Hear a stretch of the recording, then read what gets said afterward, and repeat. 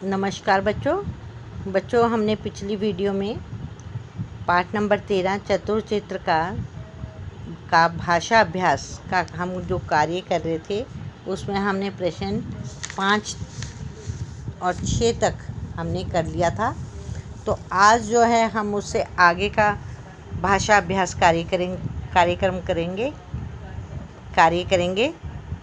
तो सब बच्चे अपनी बुक निकाल लें, पेंसिल निकाल लें और साथ में ध्यान दें कि हमने पिछली वीडियो में जो पढ़ा था, हमने आपको बताया था कि आपने जो है मुहावरों का किस प्रकार से प्रयोग करना है। ये बताया था ना कि मुहावरों का हमने जब अर्थ लिखना है, पहले तो मुहावरे का अर्थ लिखना है, अर्थ लिखने के बाद हमने वाक्य बनाना है। लेकिन वाक्य बनाते हुए हमने किस चीज़ का ध्यान देना है कि वाक्य में हमने अर्थ का प्रयोग ना करके मुहावरे का प्रयोग करना है, जिससे कि हमारा वाक्य सही लगे। तो अगर आप अर्थ का प्रयोग करते हुए वाक्य बनाएंगे तो वो गलत माना जाएगा। इसलिए आपने ध्यान देना है कि वाक्य जब बनाओगे मुहावरे का, उसमें आपने प्रयोग करना है, अर्थ का प्रयोग नहीं करना है। ये आपको बात बताई थी मैंने। और उसके साथ साथ हमने जो है पिछले उसमें प्रश्न में ये भी किया था कि हमने कि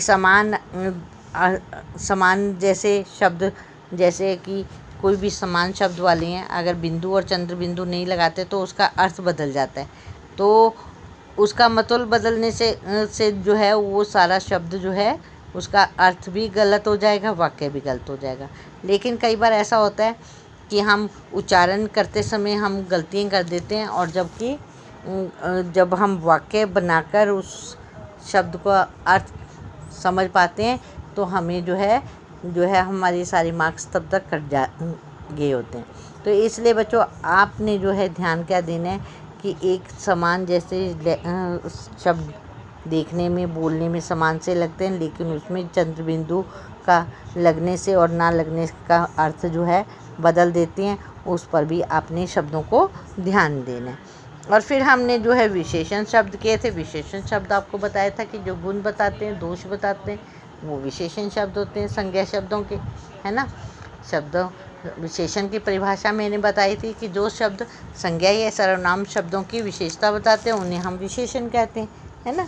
तो उससे पहले हमने जो है क्या किया था कि हमने उल्टे अर्थ वाले शब्द लिखे थे, कि शब्दों के हमने उल्टे अर्थ वाले शब्द, जिसको हम विलोम शब्द भी कहते हैं, विपरीत शब्द भी कहते हैं, तो ये किया था। तो चलिए आज हम प्रश्न नंबर 7 करेंगे।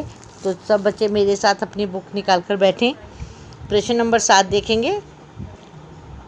दिए गए अनेक शब्दों के लिए एक शब्द चुनकर लिखिए।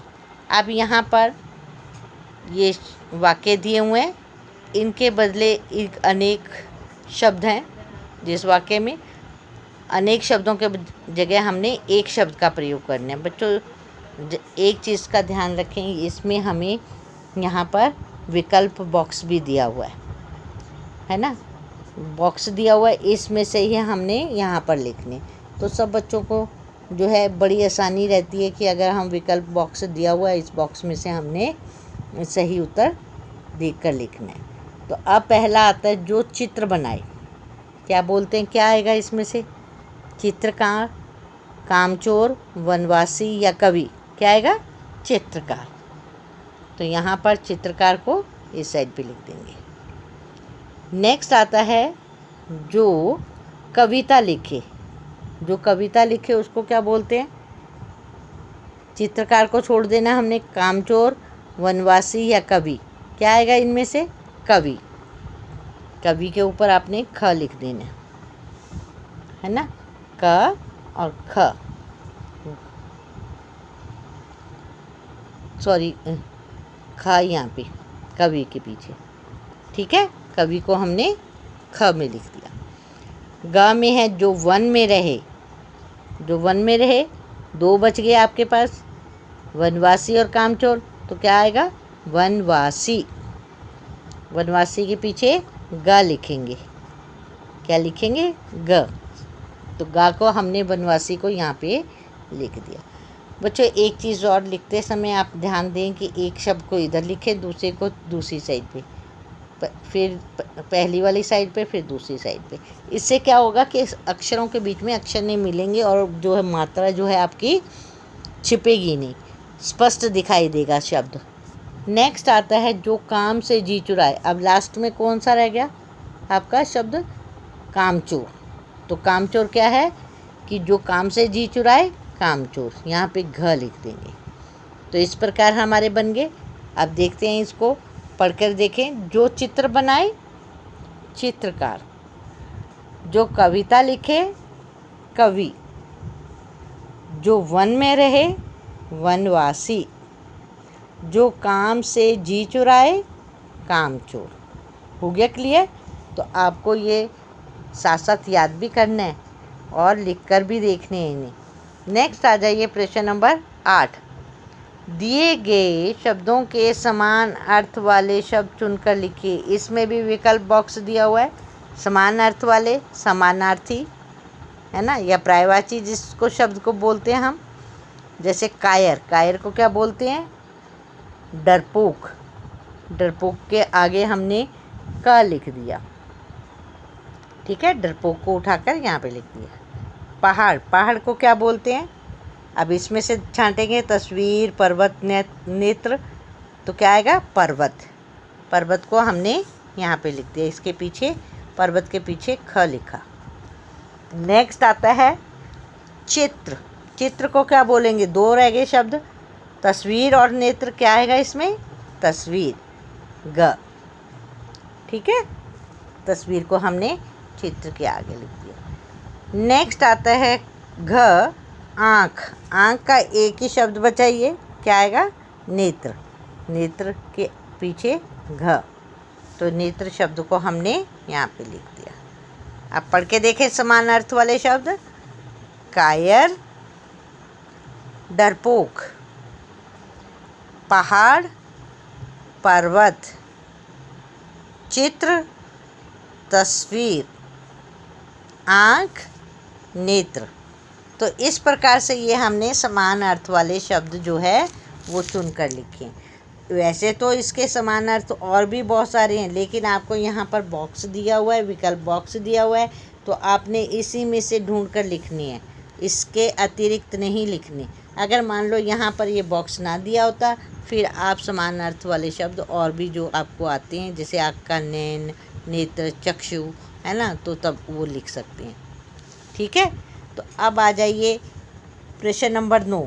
कविता चतुर चित्रकार को कहानी के रूप में लिखिए। अब ये कहानी दी हुई है, इसमें बहुत सारे शब्दों हैं जो हैं वो क्या है? खाली जगह छोड़ी हुई है।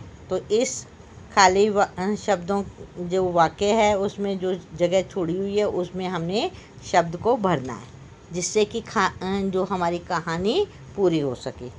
एक डैश था, चित्रकार।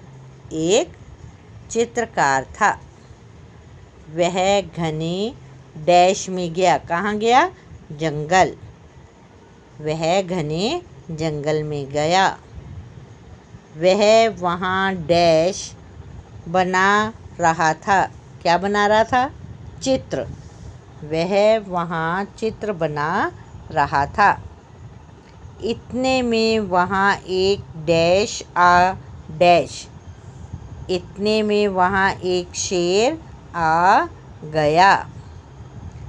नेक्स्ट, डैश को देखकर डैश के होश उड़ गए। उसको देखकर चित्रकार के होश उड़ गए। मगर शेर डैश खड़ा था। मगर शेर वहीं खड़ा था। वह डैश चित्रकार की हिम्मत बंधी। वह देखकर चित्रकार की हिम्मत बंधी।